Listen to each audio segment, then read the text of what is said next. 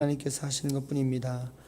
복음을 위해서 하나님께서 하시는 것뿐입니다. 라는 제목을 가지고 잠시 말씀 나누도록 하겠습니다.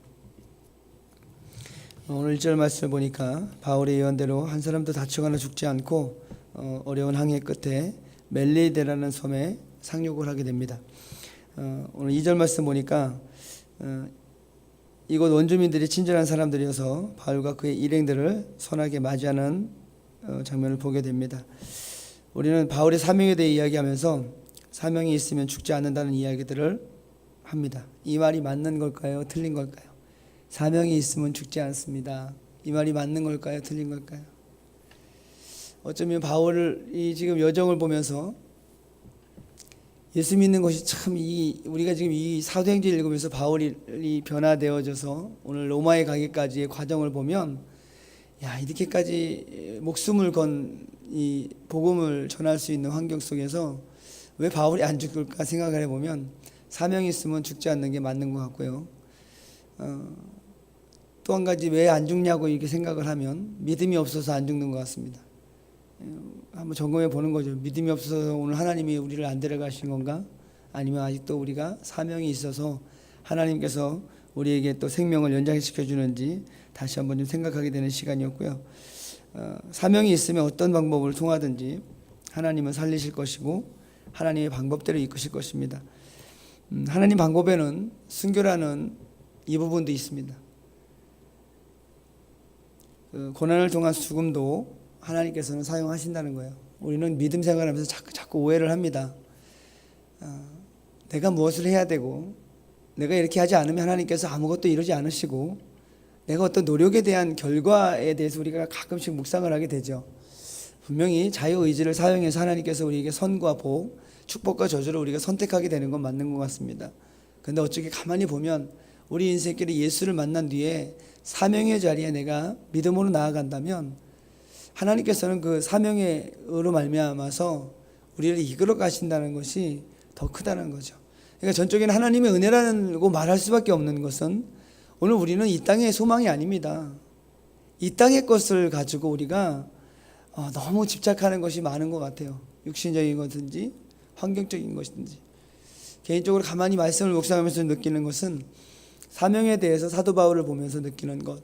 어쩌면 우리 안에 이 땅의 삶을 살아갈 때 진정한 자유가 어떤 건가. 저는 어젯밤에 우리 그 집회 게더링, 원 게더링 그 집회를 보면서 정말 충격이 아니라 저는 개인적으로는 저것이 예배인데 어찌게 보면 우리가 예배하면서 거룩이 과연 무엇인 거룩인가에 대해서 자꾸 오해를 하는 것 같습니다.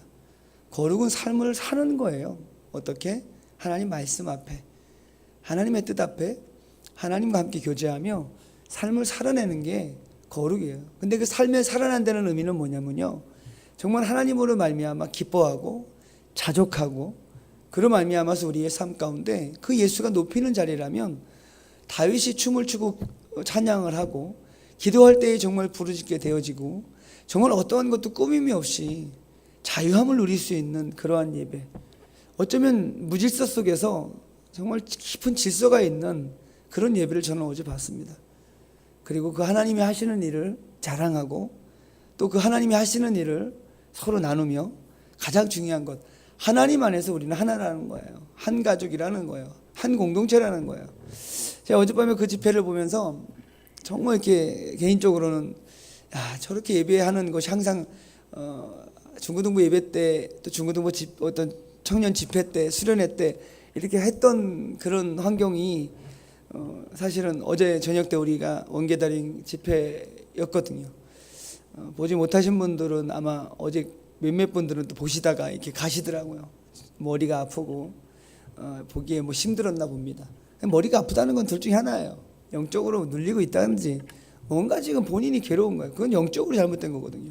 근데 이제 괴롭다고 가는 거죠. 처음엔 부딪힙니다.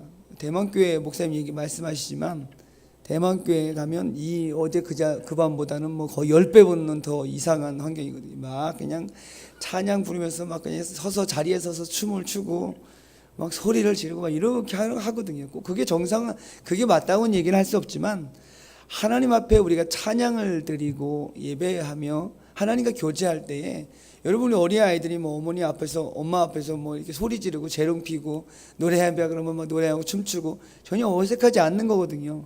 정말 엄마가 기뻐할 수 있는 일이라면 우리가 나이를 먹어가면서 엄마 앞에서 춤추고 막 재롱 부리는 게 없어지는 거거든요.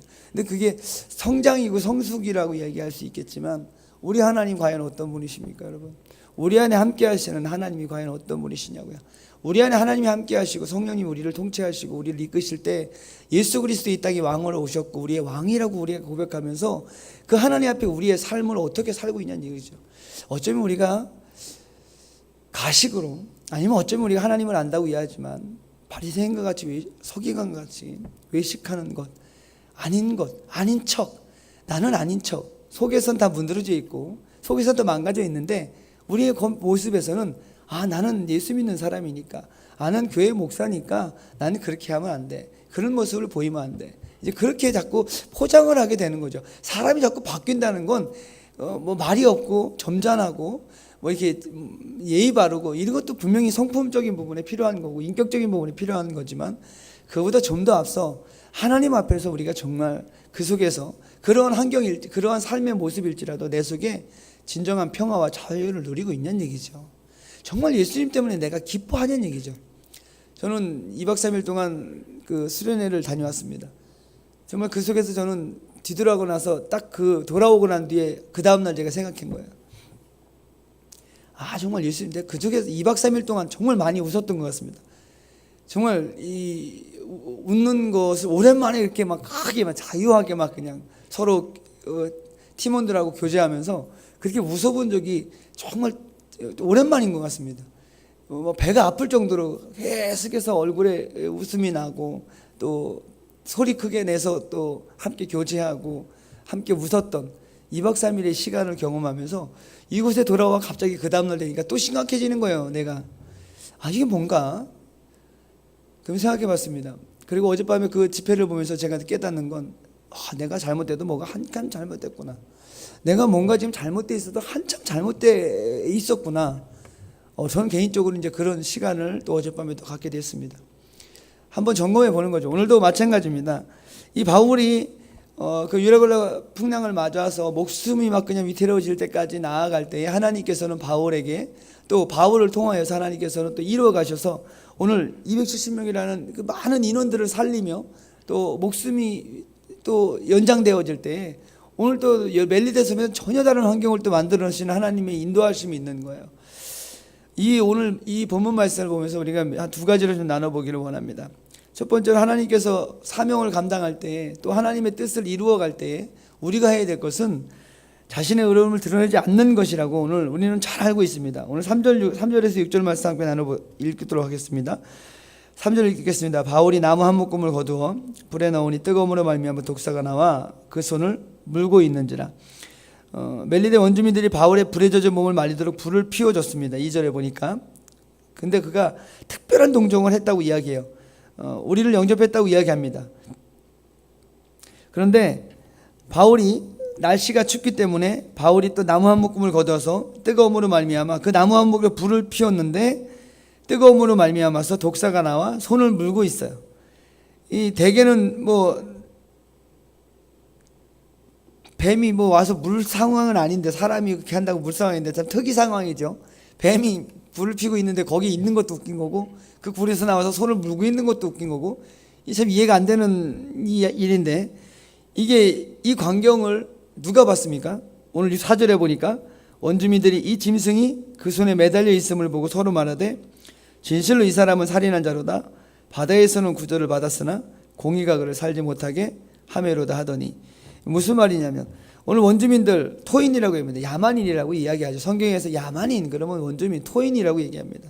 근데 오늘 이들이 이 배에서 나와 물 밖으로 나와 있는 이들을 특별히 동정해서 특별히 섬기고 있는 과정에 불을 피울 때 바울에게 매달려 있는 뱀을 보면서 오늘 이들이 서로 말하는 거예요. 이들은 살인한 자로다. 바다에서는 구조를 받았으나 이 무슨 얘기냐면 여러분 바닷가 가면 제일 큰 게 뭔지 아세요? 우상이 있어요. 바닷가에 사는 분들 치고 정말 저번에 거제 갔을 때 느끼는 거지만 저는 작년에 거제 가서 전도를 똑같이 했는데 올해 거제 가서 제가 직접 전도를 뛰어보니까 이거는 그렇게 뭐라 그러죠 그걸 그렇게 강하게 이렇게 복음을 거부하는 어르신들 처음 만나봤습니다.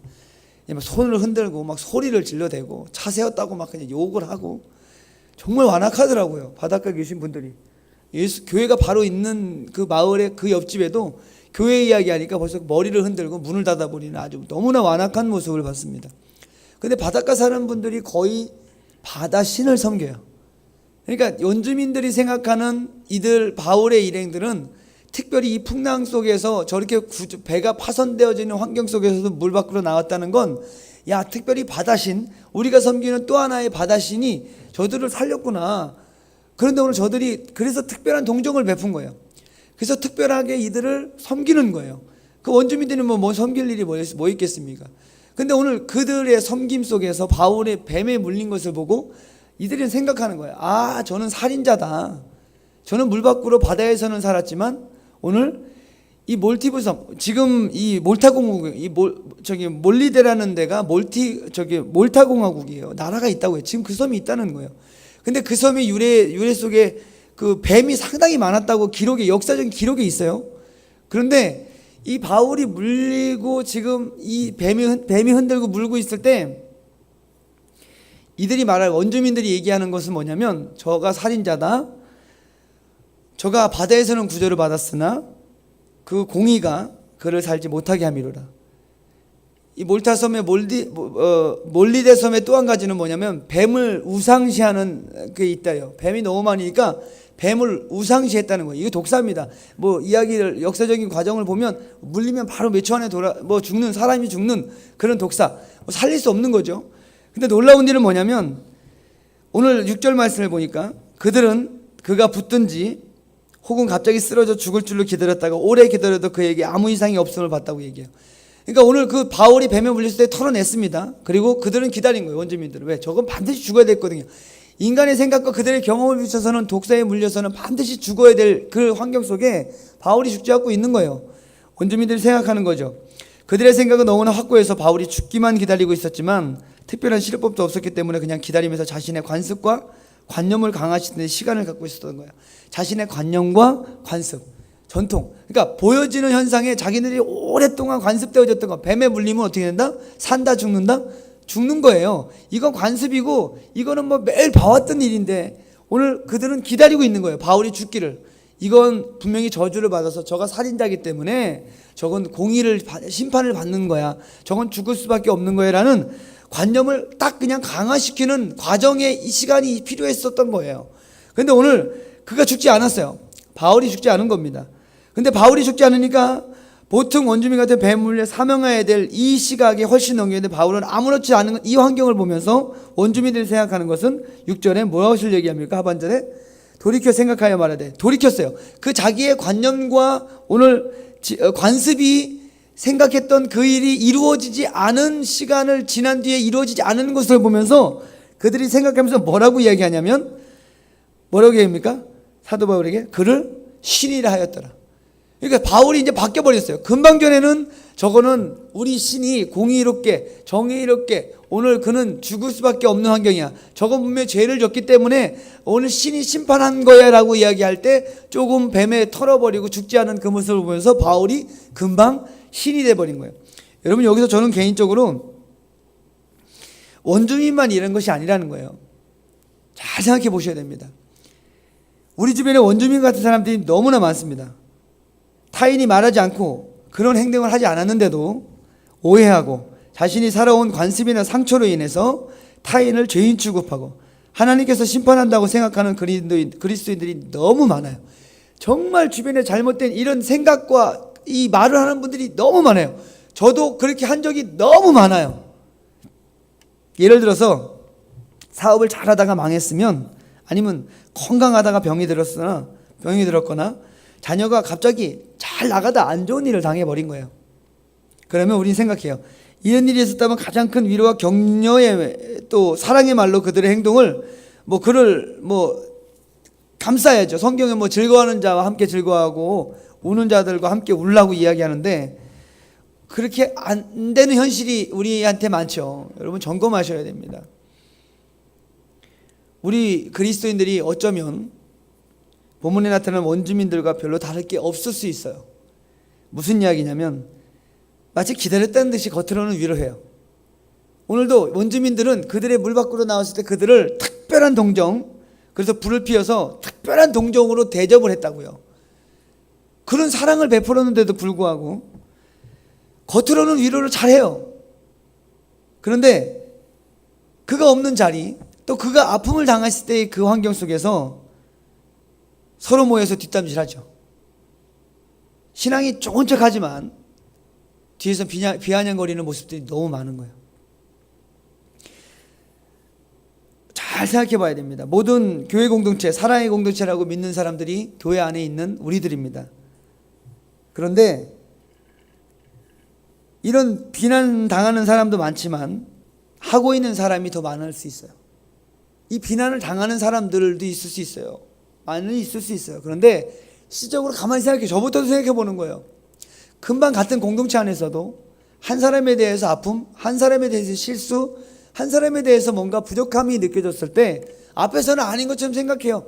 벌써 마음속에 불편한데 왜 이래. 어제도 보니까 뭐 호산나 멤버 그냥 목사님한테 이야기하고 목사님 있는데도 그냥 집에 가버리더라고. 머리가 아파요 갔대.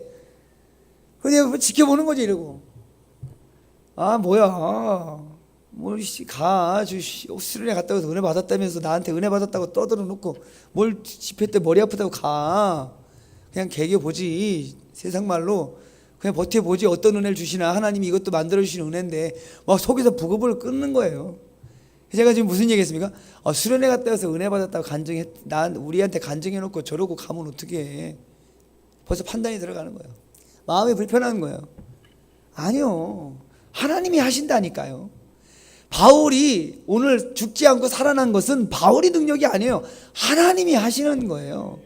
오늘 우리가 좀 보면서 형제의 이웃들을 바라볼 때 여기 계신 분들은 안 그러겠지만 저부터도 그런다니까요. 앞에서는 아닌 척하고 했지만 속에서는 벌써 10가지 100가지를 막 판단하고 정죄하고 속에서 막 그냥 부글부글 끓어도 우리는 아닌 척. 그리고 또 뒤에서는 다른 사람에게 과감 없이 또 난도질을 하는 그런 일들이 많죠. 오늘 원주민들의 모습이에요. 앞에서는 사랑의 동정을 베풀었지만 속에선 그 환경을 바라보면서 그 뱀에 물린 것을 보면서 자기의 관습과 오늘 어떤 관념, 고정되어 있는 자기의 생각들로 말미암아서 그냥 저가 죽는다. 저건 분명히 죄를 받아서 공의의 심판을 받는 죄인이다 라고 이야기하는 거죠. 죽지 않으니까 또 어떻게 됩니까? 야, 저건 신이다. 자기의 생각에 매여서 환경을 바라보는 현상 속에 끊임없이 하나님과 전혀 상관없는 내 안에 우상이 만들어져 가고 그 우상이 또 누군가를 아프게 하고 어쩌면 사랑을 베풀어야 될 그 뱀에 물렸으면 뭔가 사랑을 지켜보고 있었대잖아요. 저가 죽는 걸 어떻게 되는지를 지켜보고 있었대요. 우리의 모습일 수 있습니다. 사업이 잘 나가다가 망했으면 저거 하나님한테 벌 받았을 거야. 뭔가 잘 나가다 안 됐으면. 그런 간증 참 많이 들었거든요.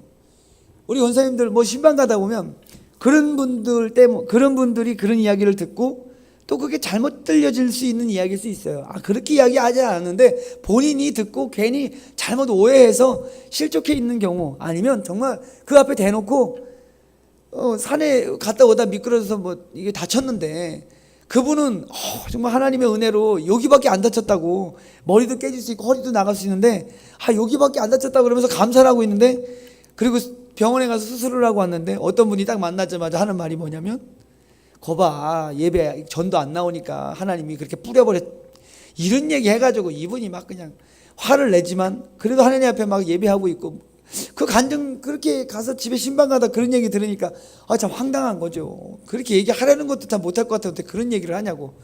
참 무서운 얘기예요. 뭐 안 했는데 하나님이 하실 수 있겠죠. 그러나 우리는 그렇게 이야기하면 안 되겠죠. 참 그런 부분들 봤을 때 우리가 참 이게 조심해야 될 부분 같습니다. 어쨌든 우리가 다시 한번 좀 생각할 때 원주민과 같은 짓을 하거나 비난하던 상대가 회복되고 잘 살게 되면 또 하나님이 축복하셨다는 알랑거리는 모습을 보게 되죠.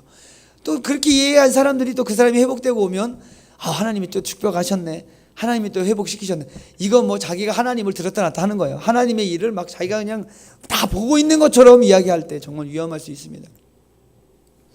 이런 일 하지 말아야 됩니다. 어리석음 당한 사람 앞에서 당신의 신앙심이 얼마나 고귀하고 큰가를 증명하려는 어리석음을 버리고 잠잠히 그의 고통을 짊어지고 함께 아파하고 함께 동행하며 힘내라 이 한마디 하면 또 주님이 하신다 또 이 한마디 하면 우리의 믿음이 최상의 고백 같습니다.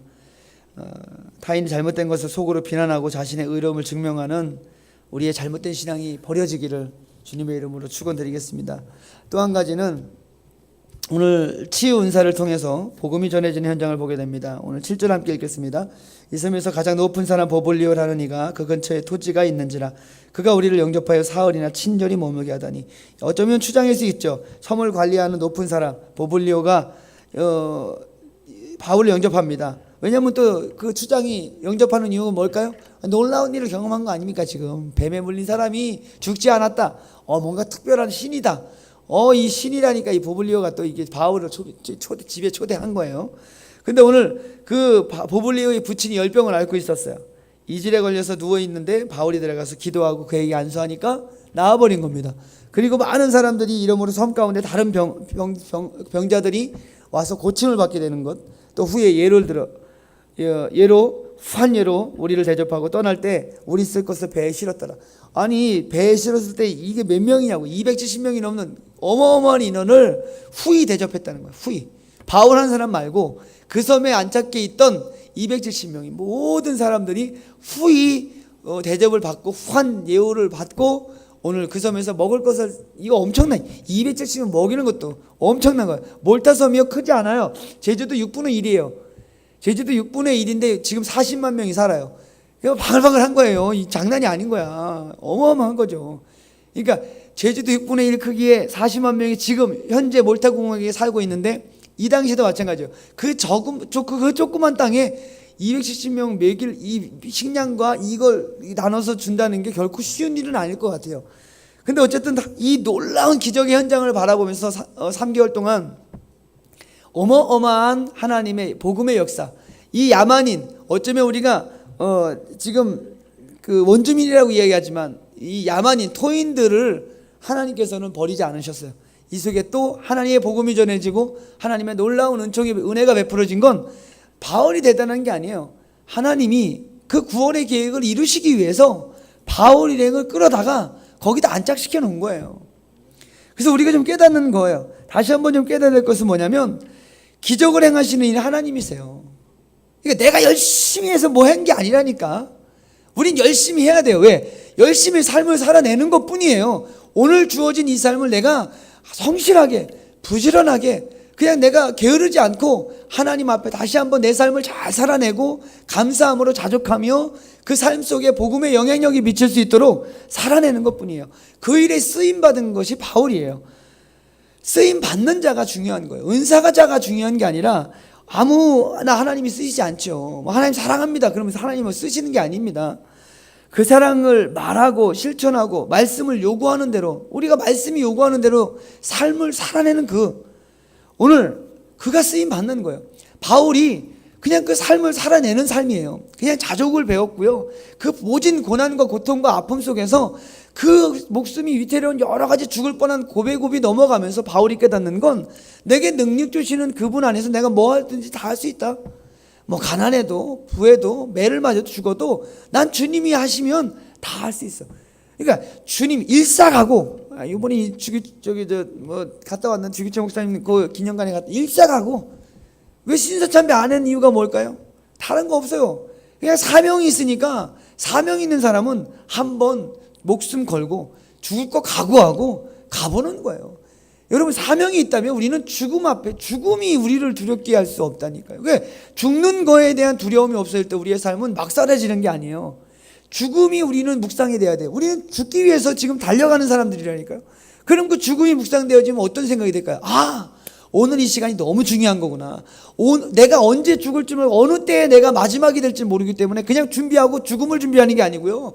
내게 주어진 환경의 시간 속에 하나님의 배설해 주신 이 은혜를 감사하며 오늘 내가 할 수 있는 최선의 노력을 부지런히 삶을 사는 거예요. 그러니까 잠자는 것도 막 아까운 거죠. 밥 먹는 게 전 제일 아까워요. 밥 먹는 거. 밥 먹는 것도 교제에 대해서 밥을 정말 저는 상당히 빨리 먹거든요. 뭐 예전에 그게 아까운 거예요. 시간이 막 머리 이렇게 막 아침에 드라이하고 말려서 머리 길면 싫은 게 막 드라이를 그냥 막 몇 분 동안 하는 거 그것도 싫은 거야. 막 개인적으로. 어쨌든 우리가 하나님 앞에 하나님께서 우리를 똑같은 방식으로 만약에 쓴다고 생각해 보십시오. 바울 지금 이야기하면서 우리는 바울을 막 부러워할 때가 너무 많아. 왜냐면 내 모습을 못 보는 거야. 하나님이 나에 대한 사명, 내게 주어진 은사, 달란트, 모든 사람이 똑같지 않아요. 똑같은 은사도 있겠지만 다 다르거든요. 쓰임받는 방법은 다 달라요. 내 인생이 내 모습이 다른 것처럼, 내 환경 속이 다른 것, 우리 가정의 모습이 다른 것처럼 하나님은 하나님의 방법대로 쓰임 받게 하시는 하나님의 놀라운 기적의 역사, 능력의 역사는 하나님이 하시는 거예요. 근데 어쩌면 우리가 늘 똑같은 방식으로 쓰임 받으려고 하는 거예요. 뭔가 대단한 사람, 뭔가 잘 나가는 사람, 뭔가 은사가 아니면 뭔가 저분님 달라? 그럼 그걸 사모하고 그걸 동정하게 되는 거죠. 똑같은 어떤 틀 안에서 자꾸 매이려고 애를 써요. 아닙니다. 하나님의 방법은 그게 아닌 것 같습니다. 예를 들어서 다른 사람의 치유 은사가 있으면 그 은사를 통해 자기도 쓰임받고 싶어하고, 방언을 말하면 나도 방언받고 싶어하고, 돈으로 봉사하면 나도 돈 많이 있었으면 좋겠고, 때로는 그게 다 부러움의 대상으로 기도하고 있는 모습들이 너무 많아요. 사모해야죠. 그러나 그보다 더 중요한 것이 있습니다. 늘 남 따라하고 똑같은 것을 가지고 헌신하겠다고 하니 답답할 뿐이죠. 자신이 하나님 앞에서 순종하는 모습으로 훈련하고, 무슨 일든지 맡겨지고 하라 하시면 여기서 중요한 거예요. 주님이 하라 하시고 교회 공동체에서 내게 원하는 것이 있다면 그것을 말할 때 하겠다는 자세로 하루하루 살아내는 겁니다. 하루하루 거룩하게 자신을 유지하면서 자기의 그 환경을 유지하면서 살면 하나님은 교회 하나님의 나라를 위해 피로 적절한 모습으로 성도들을 사용하십니다. 하나님이 필요하실 때 하나님의 때에 그냥 사용하시게 되는 거예요. 내 삶을 열심히 사시는 거예요. 내가 정말 청소부든 내가 뭐 천한 일이 어디 있고 높은 일이 어디 있냐고요. 아니죠. 여러분, 가난한 것이, 그리고 가난하고 행복하게 사는 것이 성경에선 더 좋은 거라고 이야기해요. 매일같이 고기 뜯어가면서 싸우는 것보다는 가난하지만 그 속에 웃음이 있고 행복이 있고 감사가 있으면 그게 더 행복한 삶이라고 성경은 가르쳐요. 내 삶의 자족의 은혜, 가장 큰 믿음, 자족의 은혜는요, 우리 안에 누려야 될 가장 큰 덕목이에요. 하나님께서 우리에게 자족할 수밖에 없는 것, 스스로 만족하고 자족하는 것이 느껴져야지만 감사가 나와요. 내게 취해지고 내가 기도해서 응답받은 것만 해서 감사, 그건 어지가 약간 부족한 감사예요. 모든 것이 감사할 수 있다니까요. 근데 그 감사가 되어지는데 왜 우리는 안 기쁘냐는 얘기죠. 왜 행복하지 않냐는 얘기죠. 뭔가 아이러니한 일이죠. 정말 작은 것 하나 내가 감사할 때, 그것이 정말 진심으로 감사되어질 때 우리는 행복을 느끼게 되거든요. 디모데후서 2장 22절에 보면, 그러므로 누구든지 이런 것에서 자기를 깨끗하게 하면 귀히 쓰는 그릇이 되어 거룩하고 주인이 쓰기에 합당하며 모든 선한 일을 준비함이 됨이라. 오늘 우리가 다시 한번 내가 내 모습 이대로 하나님이 쓰실 수 있도록 우리는 그냥 내어 맡기면 됩니다. 여러분들, 바울은 말로 헌신하는 자가 아니고 오늘 죽음까지도 각오하고 사랑을 실천하며 복음을 전하는 모습을 우리가 보게 됩니다. 우리가 복음을 전하지 않는다면 대부분 은사는 우리에게 나타나지 않습니다. 친한 사람들과만 지내는 이들에게 은사는 가장 적게 나타나고 이기적이 될 위험이 가장 크게 됩니다. 우리가 은사를 더 많이 받게 되고 은사를 통해 주님의 일하심을 드러내려면 교회 밖에서 살면서 우리의 삶에 전도하는 모습 보이면 되는 거예요. 내 입술에 예수님 이야기가 자꾸 튀어나오면 그 사람은 건강한 거예요. 사람 만나고 공동체가 만나고 내 친한 사람들이 벗을 만났는데 내 입에 예수 이야기가 나오지 않아요? 그건 뭔가 잘못된 거예요. 예수를 전하지 않아도 내 삶의 모습 속에 그들의 모습을 볼 때 뭔가 다른 모습들이 분명히 있어요. 분명히 저 사람은 다르다. 뭔가 느낌이 다르다. 뭔가 저 하는 행동이 다르고 말이 다르고 뭔가 다른 사람하고 다른 느낌? 분명히 나는 거예요. 이게 거룩이거든요. 오늘 그것이 바울처럼 사명감 있게 쓰임받고 사는 길입니다. 오늘 두 가지 말씀드렸습니다. 타인을 향해 자신의 관점으로 함부로 말하지 않기, 또 기적을 통한 전도로 은사적인 부분을 말씀드렸습니다. 주님을 깊이 사랑하는 자는 전도하고 또 그 은사를 사용합니다.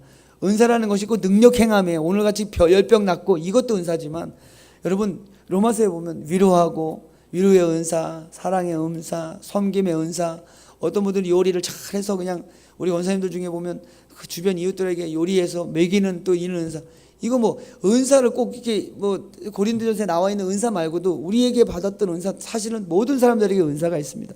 특별한 재능과 기술이 있는 분들, 이 모든 게 다 마찬가지입니다. 주님을 깊이 사랑하는 자는 오늘 전도하고 그 은사를 사용하는데 우리가 처지지 않기를 원합니다. 주님께서는 오늘도 저와 여러분들을 사랑하고 또 사용하고 싶어 하십니다. 우리 모두 순종하는 성도가 되시기를 주님의 이름으로 축원드리겠습니다. 우리 마지막으로 말씀 마치면서 하나님이 일을 해가는 것을 좀 깨닫기 위해서 많은 말씀이 있잖아요. 전도서 7장 13, 14절 말씀을 찾아주시겠어요? 전도서 7장 13절로 14절 말씀 읽고 마치겠습니다. 전도서 7장 13절 14절 함께 읽겠습니다. 하나님께서 행하시는 일을 보라. 하나님께서 굽게 하신 것을 누가 능히 곧게 하리라. 형통한 날에는 기뻐하고 공고한 날에는 되돌아보아라. 이 두 가지를 하나님이 병행하게 하사 사람이 그의 장래일을 능히 헤아려 알지 못하게 하셨느니라. 그래서 우리는 미래의 시간을 알 수 없는 거예요. 왜냐하면 하나님께서 우리에게 형통한 일을 주고 공고한 일을 줄 때 우리는 깨닫는 거예요. 내 원대로 안 되고 내 뜻대로 안 되는 게 삶이구나. 하나님이 주관하시는구나. 여러분들 삶에 지금 형통한 일이 있어서 기뻐하고 계십니까? 그 기쁨을 정말 감사함으로 하나님께 아뢰시기를 원하고요. 공고한 일을 당한 환경이 있다면 여러분도 뒤돌아보시기를 원합니다. 어디서 실족했는지, 어디서 넘어졌는지, 그 하나님을 어디서 놓쳤는지, 사랑관계를 보면서 하나님과의 관계가 우선시 돼야 돼요. 하나님과의 관계가 우선시 점검되어지고 하나님 앞에 우선시 회복시켜주면 반드시 하나님의 은혜, 성령의 인도하심으로 말미암아 우리 수평적인 모든 관계적인 부분들이 회복될 줄 믿습니다.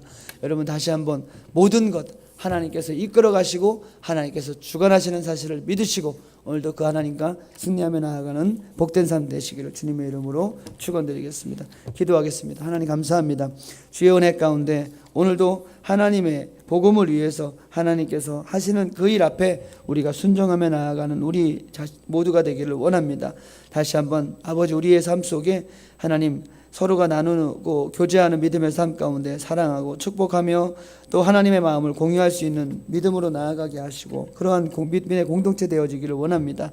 각자에게 주어진 믿음의 사명들 잘 감당케 하시고 하나님이 요구하시는 대로 하나님의 말씀 가운데 또 우리가 삶을 살아내는 것이 어쩌면 하나님이 가장 좋아하는 가장 기뻐하는 그 아버지 우리의 삶인 줄 믿습니다. 다시 한번 오늘 형통한 날은 기뻐하고 공고한 날을 뒤돌아보며 아버지 앞에 영광 올려드리며 믿음으로 달려가는 복된 하루의 삶 주님 앞에 깊은 믿음의 교제가 있는 인생길로 승리하며 나아가게 하옵소서. 하나님 1,000번째 또 귀한 예물 드립니다. 하나님께서 사랑하셔서 하나님 이 가정의 때를 따라 도우시고 하나님 기도 제목들 위에 하나님의 때에 아름답게 연락되어지는 응답되어지는 은혜가 있기를 원하고 다시 한번 그 가정 안에 그 자녀들 안에 범사 위에 하나님 함께 하시고 동행하심을 다시 한번 깨닫게 하시며 은혜 가운데 감사하며 다시 한번 오늘의 이 눈물의 씨앗들이 아름답게 믿음의 열매들로 맺어지는 그날을 소망하며 승리하며 나아가는 복된 가정 될 수 있도록 은혜를 더하여 주옵소서. 하나님께서 모든 것 인도하시고 주관하시고 역사하심을 감사하며 예수님의 이름으로 축복하며 기도드리옵나이다. 각자 기도하며 자유롭게 기도